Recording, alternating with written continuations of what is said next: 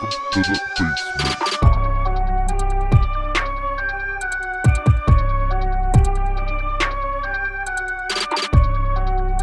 Hello, everybody. Welcome to the Basement Boys podcast. I am Chris Gray.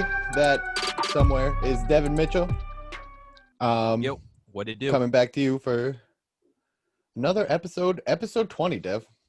Double in the double digits. Double X right there.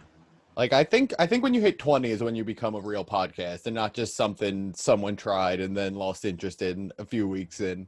I feel like 20 is a number. It's just like, okay, you're doing this. I mean, I'm agree with that. Like we're going in there pretty damn strong, and I don't see us stopping anytime soon. Can't stop. Won't stop. 22s. I got 22-inch pythons. Listen here, brother. All right. Hulk Hogan. Let's just get the shitty news out of the way right from the jump. Actually, before that, first of all, National Podcast Day. Shout to us having a podcast. National Podcast Day. It's almost like we planned that shit. We didn't. Not even in the slightest. Oh my God! Since the last episode, we've had some shit happen. That's why this episode's taking a little longer to come out than usual. It's just we apologize. But we're back. We getting through it. We got through the technical difficulties, and like I said, let's just jump into the bad news early. Yeah, it is Saturday, September 30th. So the first presidential debate was last night. Dude, today's Wednesday. I meant Wednesday. That's the word I meant to say. I don't know why I didn't.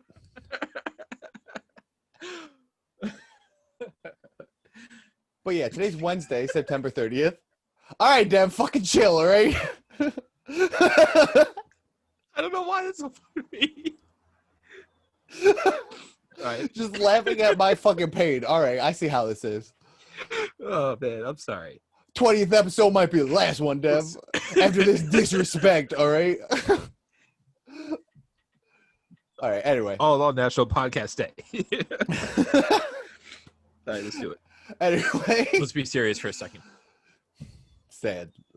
We're sad. Yeah, so it's Wednesday, September 30th. That means the first presidential debate of the 2020 election cycle was last night. And we're fucked, y'all. Yeah, everything about us is fucked. That was the worst presidential debate I've ever seen in my goddamn fucking life. Yeah, just Trump talking over everyone, Biden just nonsense. It's just all of it. It was just a giant pander to your base section.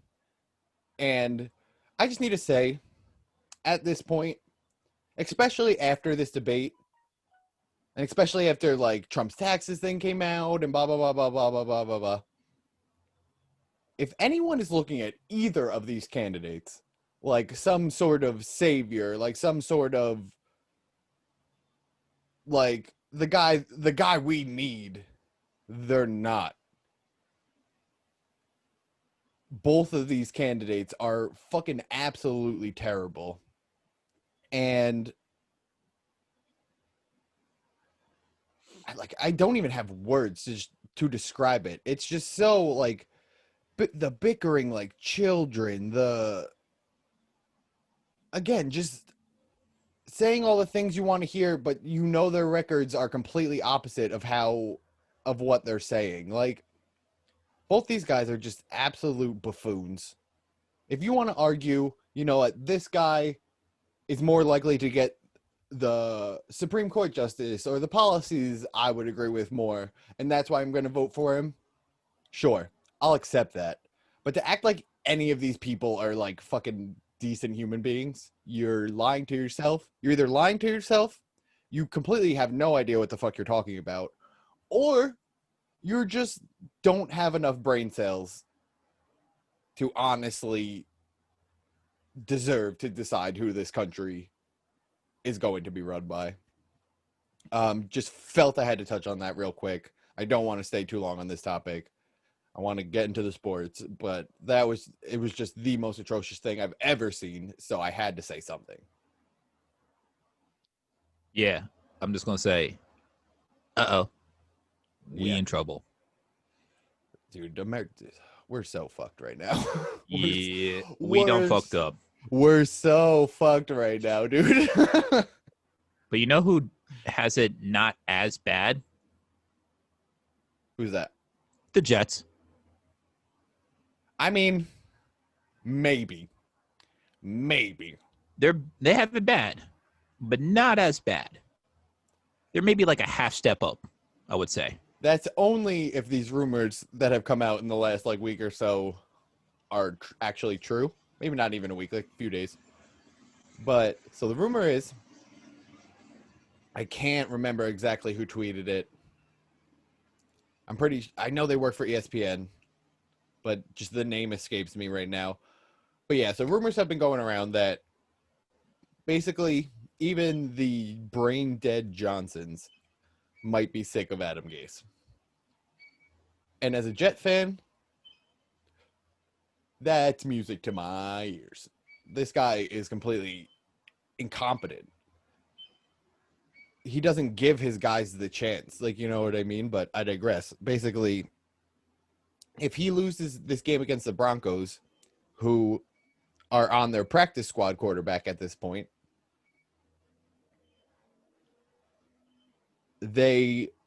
he's going to be fired.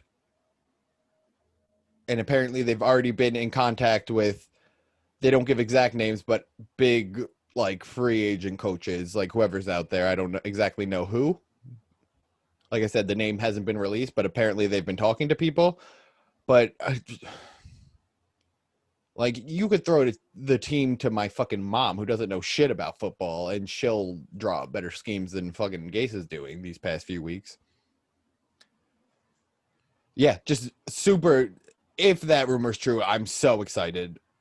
Adam Gase is just incompetent as a head coach.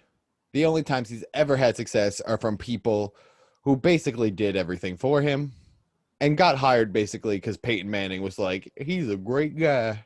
I have 12 foreheads. He's a great guy because he lets Peyton Manning do what Peyton Manning wants to do. Yeah, but Peyton Manning ran that fucking offense. Oh, yeah. But let's be real. Like, Gase, I was shocked as hell that he came back this season. I thought for sure he was going to get fired at the end of last season. And, like, what have we seen from his tenure without Peyton Manning that would give Jet fans any hope that he can get the job done? You see what happened? Not even his just like win and loss record. Look what happened when Ryan Tannehill left him. Look what happened when Kenyon Drake left him. Mm-hmm. You know what I mean? Like all these Devontae Parker. Yep. Finally broke out. Finally is the high pick that everyone thought he was going to be. Ryan Tannehill is doing a tremendous job in Tennessee. Went from a backup to like, hey, I'm on like a minimum year contract to getting paid and being one game away from the Super Bowl. Kenyon Drake looks like a brand new runner. And the thing you have to worry about is like, yo, what are you guys doing to Darnold? Like, what negative repercussions is he going to have to deal with? Not repercussions, I'm sorry. Reactions, so to say. I mean, repercussions works. Is it repercussions? I mean, both could work, I guess. Okay. Like, we see that Darnold, he's a good quarterback when he's not running for his damn life. Oh, man. Like, the fact that as soon as he hikes the ball, and before he even gets it in his hands, Darnold's looking up and he's got like two defenders in his face. Not only that, his receivers have no shot of getting separation on anybody. Right. Especially now that Crowder and Perryman are out. Ugh.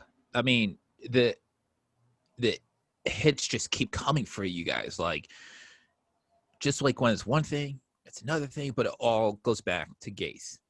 You got Lev Bell in the backfield, and for most of last season, just because you don't like him, you decide, oh, we're not going to use him to his strengths. Barely use him. Even though this man, when healthy, and he was healthy last season, we all know what he can do. Give him the rock, let him run people over, and he will he'll get that big run, and he'll score for you guys. When he's A, healthy, B, has at least a decent line around him, and C, gets used, he, even at the very, very, very least, and I am being very conservative with this estimate, he is at least a top 10 quarterback in the league. And again, that's conservative. Mm-hmm. You could put him top 5, top 3 easy. Yeah, when he's being used the right way. And has at least some sort of line in front of him. Yeah. But also, just having any sort of a running game would definitely help out Darnold. Like I said, see, that's the thing. The second Lev got hurt, now you got me on this whole Lev Bell thing with Gase. When Lev Bell got hurt, look how much they're using Frank Gore. He's getting so many fucking touches. And I like Frank Gore. He's a good running back, but he's not Le'Veon Bell, especially at this age. No, Frank Gore is now the true ageless wonder who you're like, wow, he's still playing and still running people over, but he's not Lev Bell. And he still hasn't left the NFC East. AFC East. I'm sorry. I said NFC. My bad. Yeah. Does that mean he ends up on the Patriots? Just finishes out the tenure there? Wouldn't surprise me. At this point, like, I can see him going to Bill. Bill, I will play for you for literally $1. Just let me have this. And Bill's just like, that sounds like a deal. I mean, you see what they're paying Cam Newton. Dude, that's fucking crazy. Can't believe that. And look how well he's playing, too. Everyone completely who the fuck are Jared Stidham, yo? Like, who? Exactly.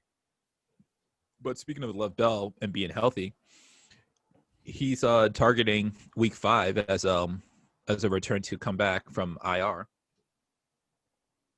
which should be good news. They play the Cardinals that week, but should be who good knows? Too, because I'm pretty sure you have him in fantasy. Yeah, I have him at least 2 of my leagues. Should have taken Jonathan Taylor. Fuck. Anyway, I digress. Yeah, that should be good news for Darnold and the whole Jets and whoever's coaching them by that point. But it's all about, are they going to use him? I don't even care. This season's a wash to me. People are already talking about tanking for Trevor. Mm-hmm. Which is a whole nother thing we'll get into in a second. But yeah, like, I don't know how anyone can look at what's going on with the Jets right now and be like, you know what? It's this or it's that, unless you're pointing to Adam Gase. Right.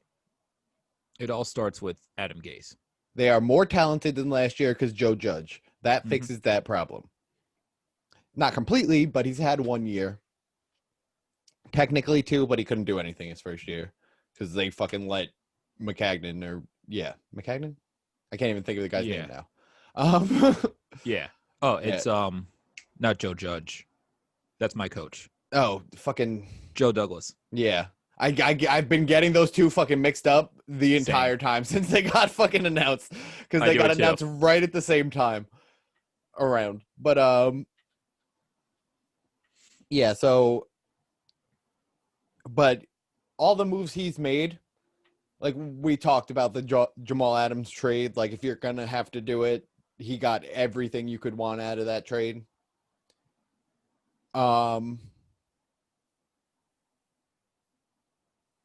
But yeah, just all roads lead back to Gase. And if these rumors are true and he gets fired on Thursday, I'm almost going to be rooting for the Broncos. Just so I know he gets fired. But anyway, I digress. I would say that with the Broncos starting their 9th quarterback since Peyton Manning, and a practice squad member, the Jets should be favored. But let's be real, it's the Jets, and I don't see them stopping a young Broncos team that wants to get its first victory of the season. And just remember, Dev, if the practice squad guy doesn't work out, they did sign the GOAT, Blake Bortles. Yo, he'll be the number one pickup in fantasy football for sure. Oh, man. Yeah, just keeping it on the Jets real quick. We just touched on it. The troubles that Sam Darnold having, where if you listen to any quarterback expert, they will tell you it's not Sam Darnold, it's Gase. But the tank for Trevor or whatever, bandwagon has already started. A very, very high possibility that could be the case. Like, we could end up with the number 1 overall pick. We could end up 0-16. So, but while I do think, honestly, if you have the first overall pick, you have to take Lawrence. He has that Andrew Luck unicorn air about him.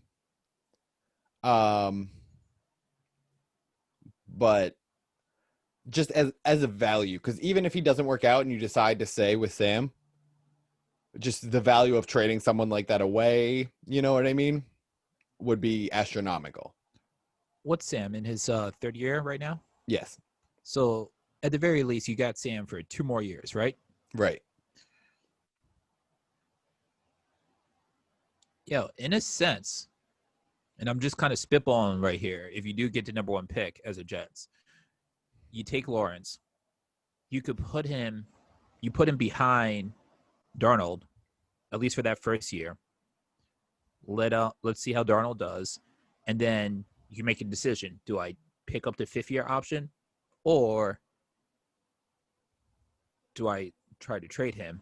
I think the problem with that right now is I think they have to decide after this season if they want to pick up the 5th-year option or not. Oh, really? Yeah. Oh, shit. That's the thing that's kind of throwing a wrench in the whole plan there. But yeah, they like I said, you kind of have to take Trevor Lawrence. It's kind of a no-brainer. Mm-hmm. But at the same time, I know exactly what's going to happen. They're going to trade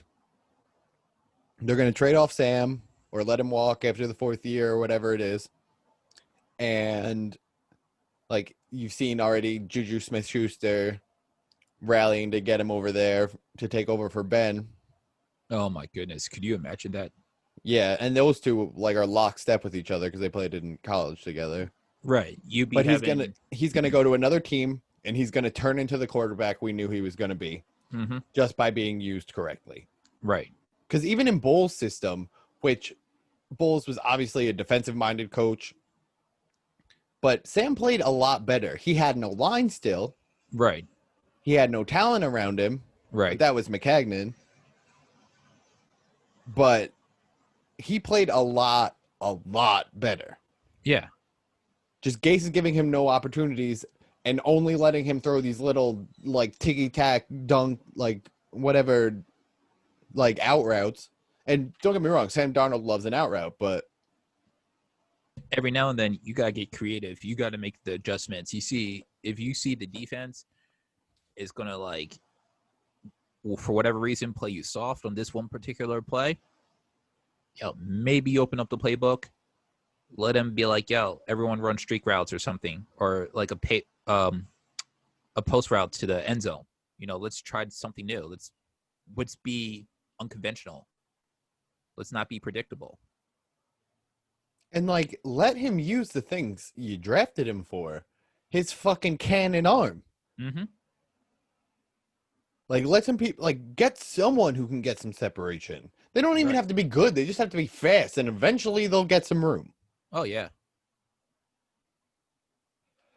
I don't know. The whole Jets situation. As you can see, I was completely spot on in our lead up to the season when it came to the Jets. As you can tell, I was right there, buddy. Yeah, you are. All right. Yeah, those are all like the big news stories I was really bringing to the table this week. So, Dev, let's help us recap the sports world. Well, you might be missing one of the biggest ones in football right now. Someone done messed up in Tennessee, and I believe it's 8 members of their team or the organization, I should say. 3 coaches and Other way 5 around. play.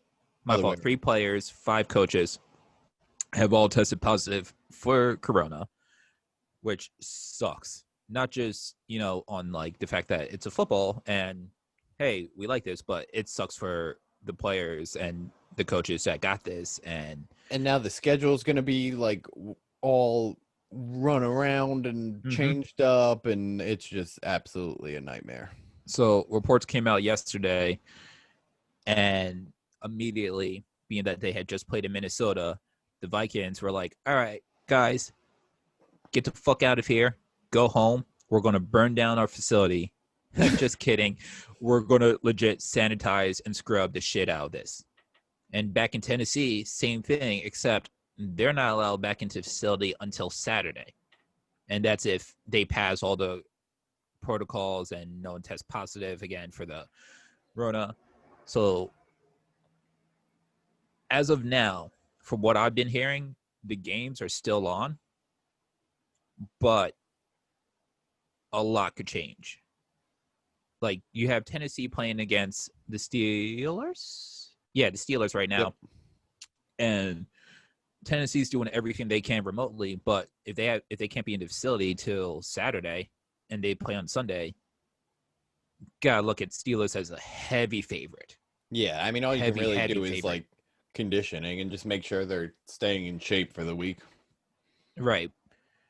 But it remains to be seen. I've heard rumors that they might play the game on Tuesday.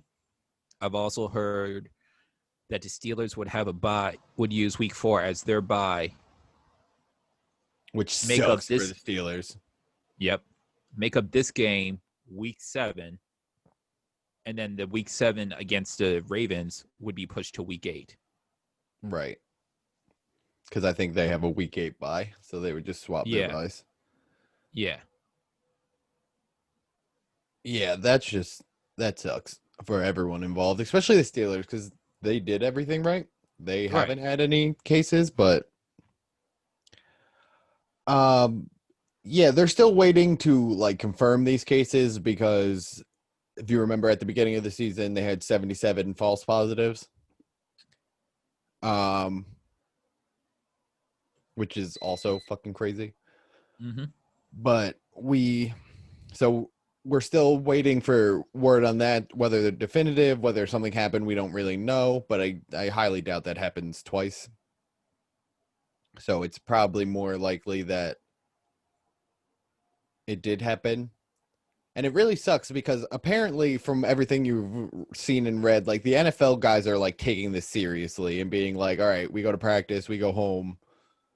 Like we can't mask up when we can. We can't do the bubble when like the NBA or whatever doing it just wouldn't be feasible, but we'll do our very best to mitigate our risk.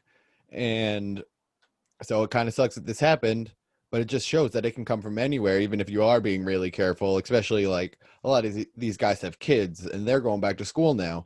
Mm-hmm. And kids are going to be kids. They're going to be close. They're going to probably take off their masks. Like shit's going to happen. And then they bring it home to the parent and stuff like that, even if the parent's being as cautious as they can possibly be. Right. So it's just a sad story. Hopefully they're able to get this under control and keep it under control. I think it's strange that the players haven't been released, like who it was. So that makes me think it's some higher level guys. I might be wrong, but I could have sworn I heard somewhere that teams don't have to release the names of players that end up having it unless the players give them permission. But I could be wrong. But I'm not sure about that. But also at the same time, like, just because they don't have to release it, like if it was a bunch of third stringers that nobody cared about, they'd be like, "Oh yeah, it's these guys. It's not Derrick Henry or Ryan Tannehill. We're good." Right. You know what I mean? Like if it's people who are not going to see playtime anyway, they'd release that.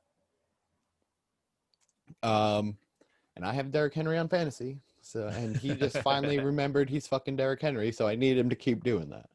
Just run the ball.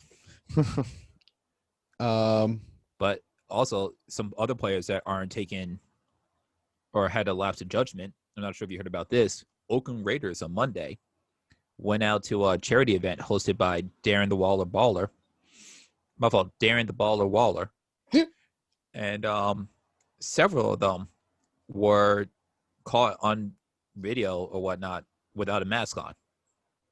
And Mark Davis was pissed. Oh, yeah, I'm sure he was, dude. I would be too. And I'm pretty sure the ghost of Al Davis is going to come back and be like, what the fuck? Yeah, I actually didn't hear about that. But yeah, like you got to be smarter than that. We're in COVID times. COVID dictates everything, and it sucks. It really does. No one likes it, but no, I don't like wearing masks, but All right, breaking news. Oh, shit. Sunday's game between the Steelers and Titans is being postponed per multiple sources. They're considering all options to reschedule, Monday night as one of them. This will be based on test results. Oh, shit. So, yeah, right as we're actually just finishing up talking about it. Wow. Comes out, game's postponed. That's just the Titans-Steelers game? As of now, yes. Because Minnesota is also having troubles right now. And as long as all their tests come back, I'm sure they can continue. I mean, it'll suck that they had to take a few days break, but it'll probably happen. Right. And I have to say that was from Diana Rossini of ESPN. Got to give credit to the ones that actually break the story. Yeah. Because we definitely did it. But yeah, so yeah, that's big news. It's interesting to see how this is going to go down, how it's going to be handled. Well, at least now we know that the game has been postponed. I might need to figure out my fantasy lineup now. I was about to say, if anyone has any players from those games, you got to figure out a backup plan now. Yeah, I think all I have is like Adrian Peterson. Or I can move Evan Ingram up from my flex. And then I have a few wide receivers. Probably throw Brandon Cooks in there or something. All right. But yeah, that's big. This is really one of the first times we've ever seen the NFL kind of bend for an external force. Mm-hmm. I mean, obviously this is the one you're going to bend for, but it's weird to see it. They usually don't let anything affect them. Right. If they can, they're like, we're good. And every once in a while you get something like this. Once in a blue moon where the NFL's like, all right, there's nothing we can do about it. Like, yeah, sorry guys. Like, this is what's happening. Right. I think Hurricane Katrina has been like the only thing I think I've seen stop a game from being played. Well, yeah, but that's the fucking. We all know what happened in that stadium, all right? So, yeah, Drew Brees came to town, put the team on his back. Sorry. Yeah. So, wow, breaking news right here in the middle of the pod. Right in the middle. Anything else you want to recap for us, Deb? Yeah, slew of injuries. Yes. Oh my goodness, what are we up to? We're going to week 4 right now. Yeah, the San Francisco 49ers are now the 29ers because they only have half their team. I don't even know how that happens. Like, yes, I know with no off season, no preseason, you're going to have a lot more injuries. But for one team to lose so many key pieces of offense and defense in a 2-week stretch. Dude, that Jet game was the craziest game I've ever seen. Every other play, someone was getting carted off the field. Yeah. Yeah. Every other play. I'm getting updates being like, oh, Nick Bosa is clutching his knee. Cart's coming out for him. Solomon Thomas, cart coming out for him. You know, Jimmy G walked off on his own power. It's not looking good, though. Like, holy crap. What the hell? Like, I'm glad that, you know, it wasn't a turf, or so they say it wasn't a turf and everything, but what the flying fuck, man? I think I was listening to Bart Scott, and he gave a good point. Like, it could come down to a lot of things. I guess he was saying, like, the 49ers, someone said that they were packing a little lighter for the 2-week road trip because they had to bring more stuff for 2 weeks.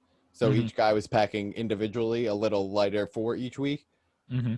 So, like, he was speculating, like, maybe they only brought, like, one set of cleats instead of, like, 3 like they normally would, because you have to go and, like, feel the turf and figure out what you want to use. Okay. So maybe, like, it was just something like they all had, like, the long stud cleats or something like that when they shouldn't have, because they were going the back-to-back week at the same stadium. Which I think is an interesting idea, because that would do it, because a lot of it was, like, knee injuries and ankle injuries and stuff like that. Right. Things that happened from your leg getting planted, getting stuck, and then someone hitting your knee or ankle, you know what I mean? So it would make sense. But yeah, that's just a crazy string of injuries. Crazy string of injuries all around the league. Everyone's getting hurt. Oh, yeah. Saquon's out for the year. Yeah. Tyreek Cohen just went down with the ACL. Christian McCaffrey. So yeah, a lot of ACLs. But yeah, so it's gonna be a banged up year, plus the Rona. So who knows what any of these teams is gonna look like by the end of the year. Yeah. I mean, the 49ers might, at the end of the year, be like the 1990s. We're just going to keep it moving. They're going to be like up. They're going to be like the 1.5s. They're legit might just be like, is there anyone we can just dress? Like, we need people. Hello? Oh, yeah, you played football in high school? Okay, yeah, come on. Well, you can be a 49er. Yeah, it's rough. Rough. Yeah, that's football's just a fucking nightmare right now. And I was really worried this was going to be the case, and it's turned into it. So here we are. Moving on a little bit, I guess, unless you got anything else for football. Football? No, I think that's it. All right. Moving on. Baseball world. Fucking 27 rings.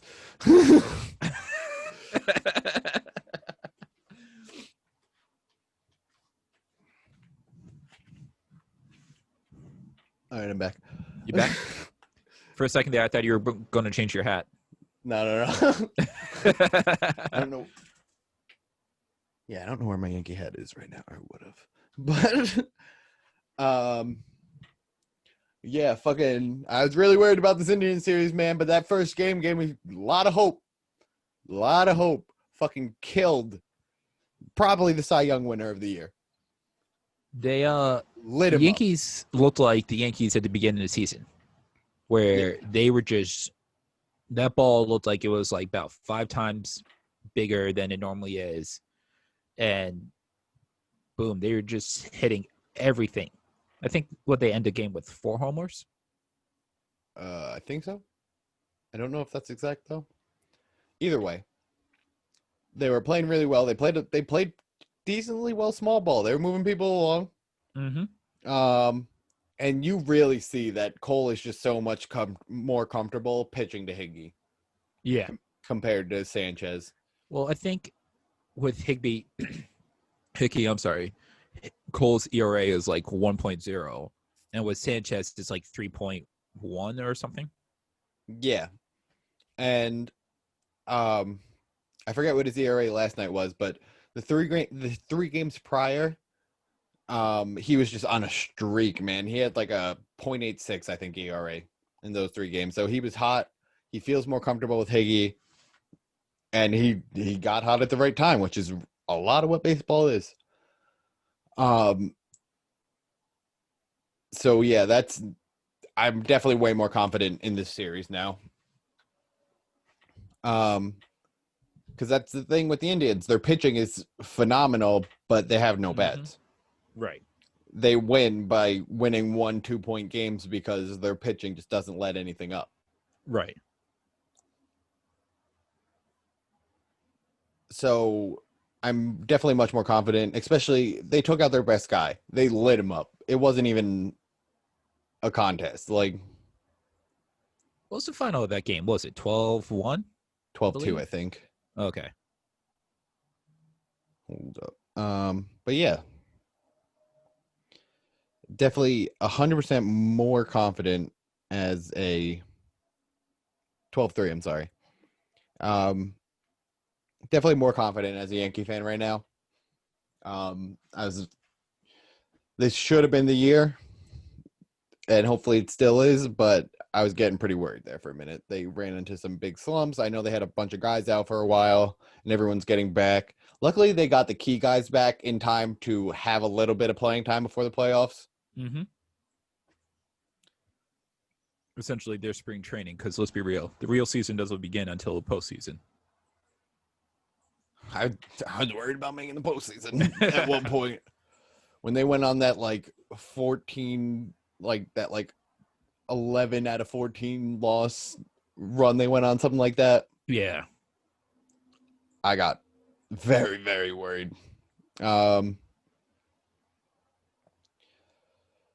Yeah, I'm worried about running into Tampa, but I'm always worried about running into Tampa. But you know what? That's potentially the next series. Right now, it's a 5-game series, so you only got to win 3 games. Focus on the next game, and you already got 1 down, only 2 more to go. I think this is a 3-game series. Is it a 3-game series? I think so. Yo, this Verona shit has messed up my memory with the damn scheduling games and everything. Dude, it's also a new playoff format, so it's all a little weird. But yeah, I'm pretty sure this is a 3-game series. All right, so look, you're halfway there then. Even better. Yeah. Just got to get 1 more W. And we got Tanaka, who for some reason is just a different person in the playoffs. But I'm very worried about that game because if we lose that game, our season's in the hands of J-Hap. And that's not who I want holding it down for us. All right. More breaking news. Oh, shit. Steelers and Titans game will wait. Well, okay, my fault. So it's either going to be played Monday or Tuesday. Oh, so they're keeping it this same week. They're not messing with the buys or anything. Right. Interesting. And this was reported from Ian Rappaport. All right, credible source there. Oh, I only trust the credible sources. We only bring credible news here, all right? Damn straight we do.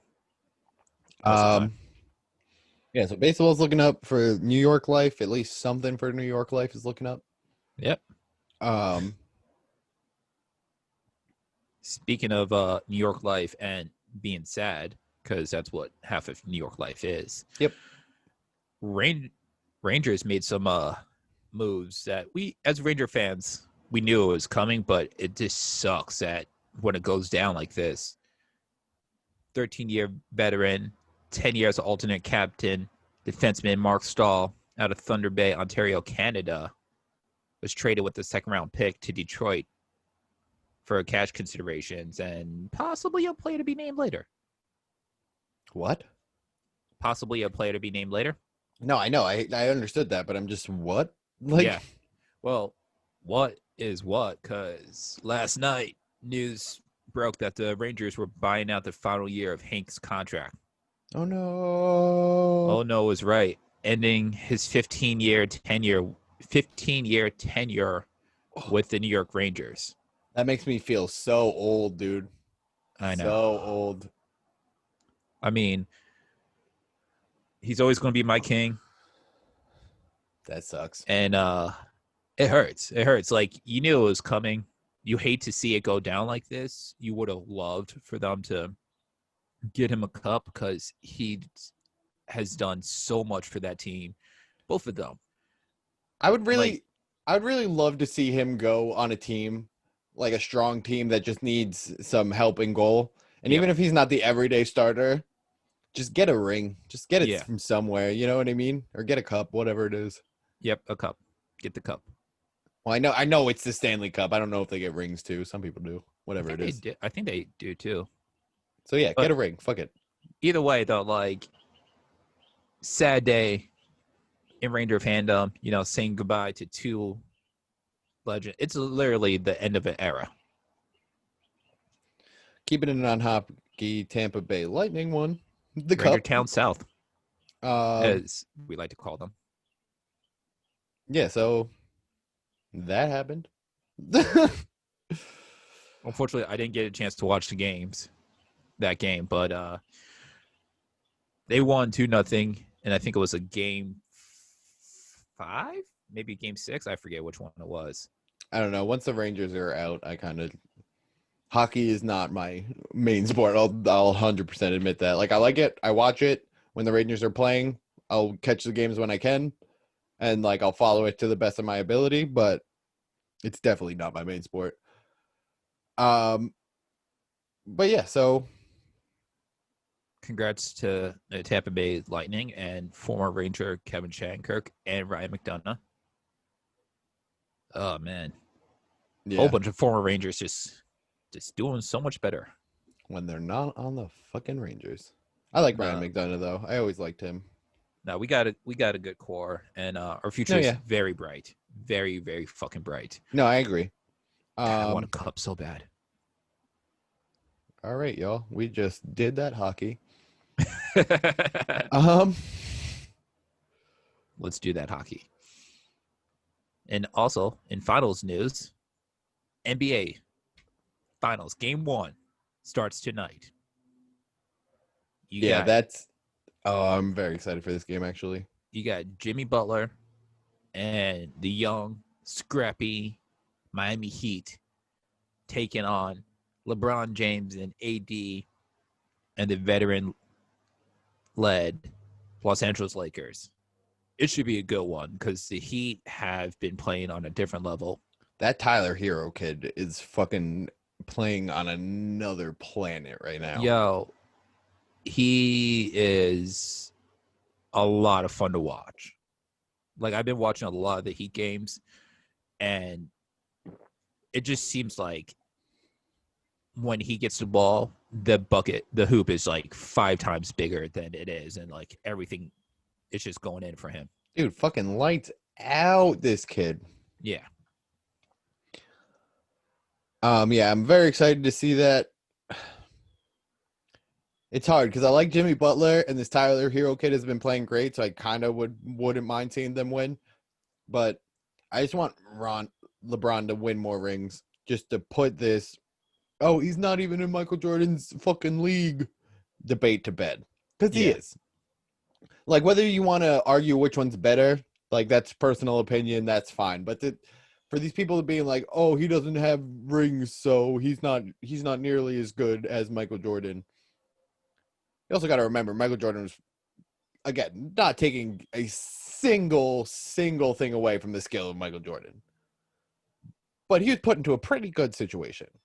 He had good coaches. He had Scottie Pippen. They got Dennis Rodman.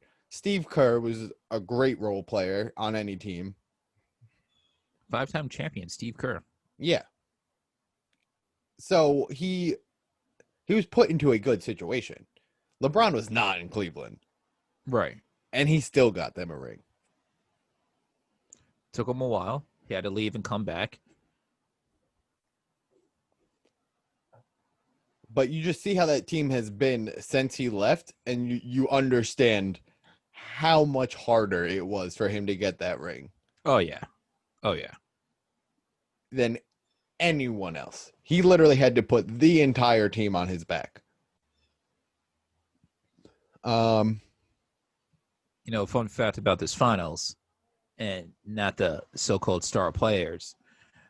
Dion Waiters, not Dion Waiters. Is it Dion Waiters? Yeah, I think it's Dion Waiters. Started with the Heat. Played a couple games with them. Had a panic attack on a plane. Smoking too much of the weed and everything. Whatever. Heat released him. Ends up with the Lakers. So this man has played for both teams in the finals. Either way, he's getting a ring this season. Yeah, whoever wins, he's eligible for a ring on both teams because Right. he played enough time with each team. That is fucking crazy, actually. I can't remember his name right now. There's another player on the Heat who has been to the finals in all 4 decades. In all 4 3 decades. Excuse me. It's the last 3 decades, and it's Udonis Haslem, I think. No, I think it said 4. It could be 3.